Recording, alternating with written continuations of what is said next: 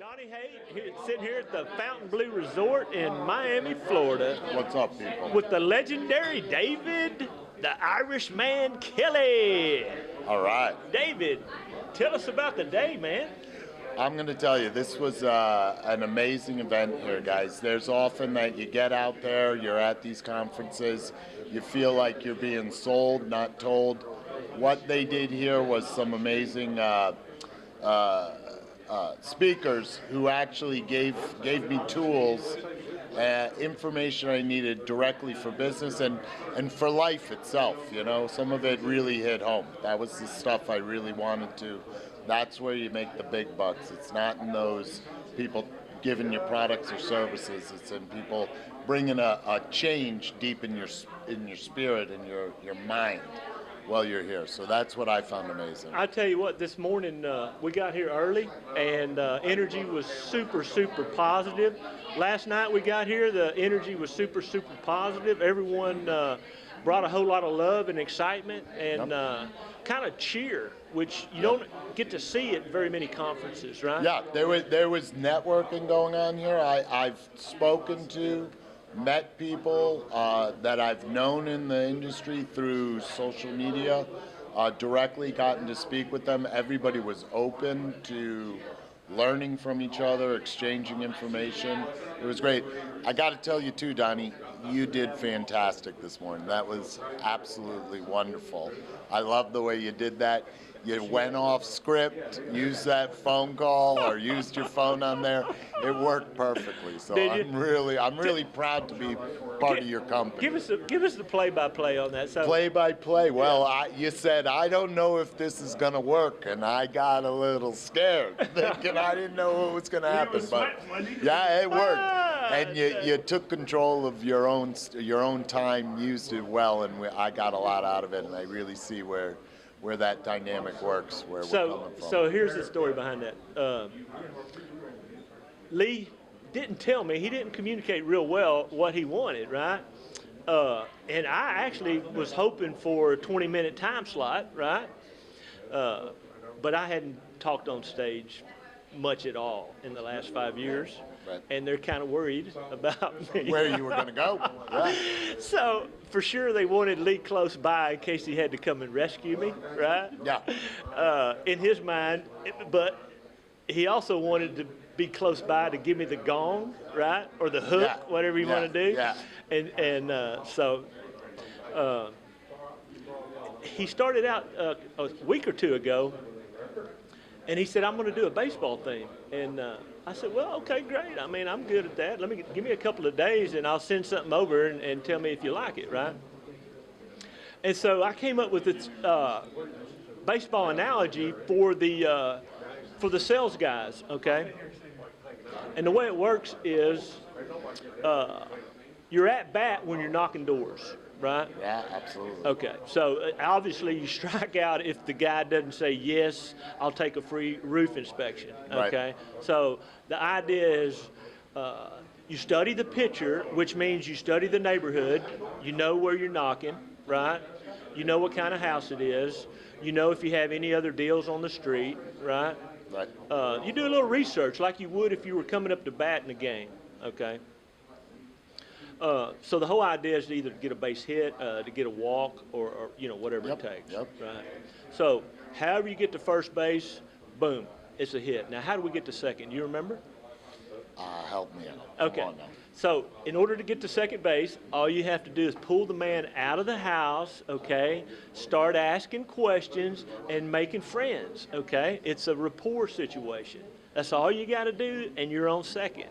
All right. Now what do we do? Get us to third. Tell 'em. Okay. In order to get to third base, you have to get all the pictures, get all the notes, get the list of jobs, get it all uploaded, right? Yep. Convert it into a PDF, right? Right. Pull your folder, right, along with your references and everything else that you're going to use on your presentation, right? Get it all ready, show back up at the kitchen table. Right. And if you make it to the kitchen table, you score a run. There you go. There you go. And something I'm going to add that Donnie didn't add, and this is something I say, Jeremy might not remember this one, but it's a home run derby. It's a pitching machine. and there's no strikeouts. Okay. So you swing at every bat. You go hard with every homeowner who gives you an opportunity. That's right. To That's enter right. their data. You know, Right. there's never a reason to not take a pitch. Okay, so there's more to the story here. So if it was up to Lee, I'd been off the stage and he would love me. You know, I spent 5 minutes and it's over, right? So basically, 2 days, right? I'm up here starting to get a little nervous because I don't have my shit together on this. He sends me a clip of Will Smith when he was homeless, right? Yeah. In a movie called The Pursuit of Happiness, okay? And so Will Smith is coaching his son, and the clip comes across as if Will is a big loser, and he's like raining on his son's parade and telling him, hey, don't even try, basically. Right. Right? At least that's the way I saw the clip 2 or 3 days ago. I hadn't had time to work on it, but once I put my mind on it and I read the backstory of the movie, I come to find out the guy turned his wasn't it he turned his whole life around, because this is a guy who didn't quit.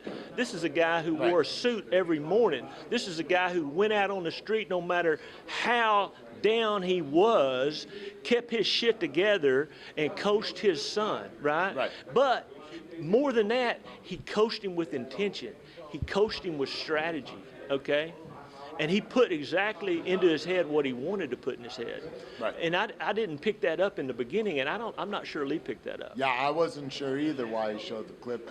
It was because he wanted to tell the son to not listen to that. Okay, that's exactly right. So here's what it came to me. This is dream stealing, right?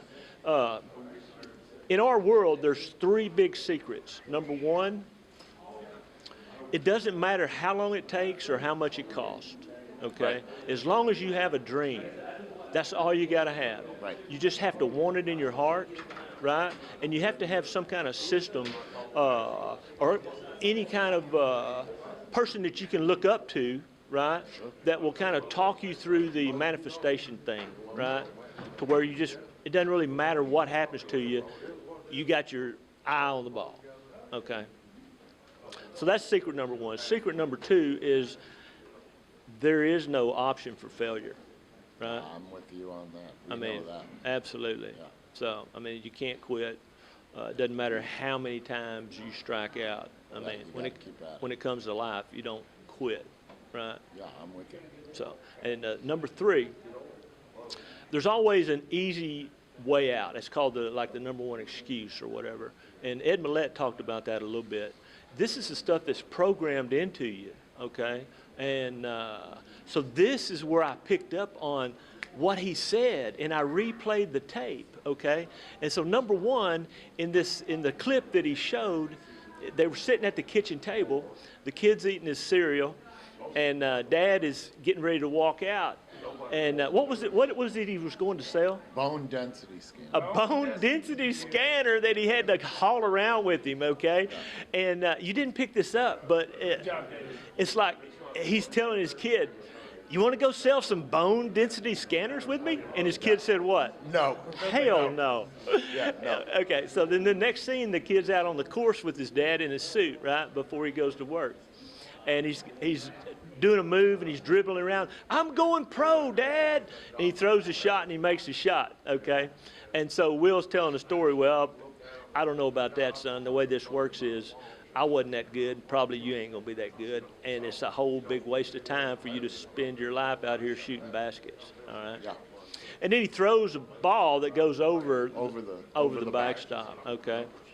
And the kid, when he hears his dad say, hey, you're never going to make it at this. Right. Of course, he got discouraged, right? Sure. Threw the basketball down, almost like he was in tears, brokenhearted, right? And then Will kind of turns it around and says, look here, do not let don't let anyone tell you you can't do something, okay? But the effect was, the programming, right? And so if you look at it from the kid's point of view, it's like, everyone understands where the programming comes from. But now if you look at it from the Bill Belichick point of view, okay, and basically that's what I did, because this was a really emotional clip, right? And especially for me. And what I did is I went and I knew the clip that I wanted. It was the Jim Mora clip from a long time ago. Playoffs? Are you talking about the playoffs? You know? Right. I went off script. I'm the Freewheel Guy, okay? And so I've always allowed Lee to drive the car, right? And every now and then it goes off the road, and I'm always there to grab the wheel and keep it on the road. That's the truth. I know that for a fact. Right, and that's the best way you can do. My wife, I've got two, I got alpha wife, I got alpha son. And I'm the alpha guy, dude. Yeah, I'm an Enneagram 8. It's very tough, yeah. The best lessons learned are lessons earned. So Donnie will let you earn your mistakes. I know personally. How would you turn over the reins, whether it's your family or not? David, the question goes to you too. You're one of the best in the business, clearly, hands down. All right. How are you going to hand over the reins, or are you willing to do that? All at once. Same as Donnie. You're being groomed for that. Okay, so all at once, bro. there is an answer to that. Okay, so there's a really good presentation that's layered on top of this that we missed out on. Okay, and we really ought to make a show out of it, because it has to do with breaking down processes into tasks. Okay, and gamifying things a little bit, right? And giving people a little bit of warrior culture, you know what I mean? So that they get through a whole season, okay? Not just one inning, right? And not just one game. You got to get all the way through the playoffs and into the spring training for the next year to really get the experience. Each rep always asks the same thing. I want to be trained. And they don't even realize that the whole time they're there, I'm training them. So, what am I telling them always? Enter the lead. Don't ask me about the job. Enter the lead. Right. Oh, don't ask me about how to sell it. Did you measure it? So here's the deal. It's a step by step. It's a personality problem, because we recruit really hard, right? And we talk about the money, and we talk about the money per sale, and we make the mistake of hiring people in as salespeople on a commission, because if they have no training in this whatsoever, just because they sell, right, they end up, we end up putting them on the street before they are trained to do all the work. Okay, now here's the problem. Before they learn to collect them. Here's the problem. Our pay plan doesn't work that way. Okay, it's sell, build, and collect. And as a contractor, what happens is, you know, there's a certain number of jobs that I can sell myself and manage myself. And in order to scale, I need more of me, okay? And as soon as I hire 2 or 3 guys and they need my assistance, then I sacrifice my routine and my, you know, coolness in my head, and I spend all my time trying to help these guys, right? I'm looking for the guy that can turn in a job that's ready to build, okay? Now, I don't want to have to do a whole lot at the price that I've offered to pay him, okay? So I'm going to reach into the inbox, and I'm going to verify all the paperwork, and if it's ready to go, boom, that's the first part of his commission, okay?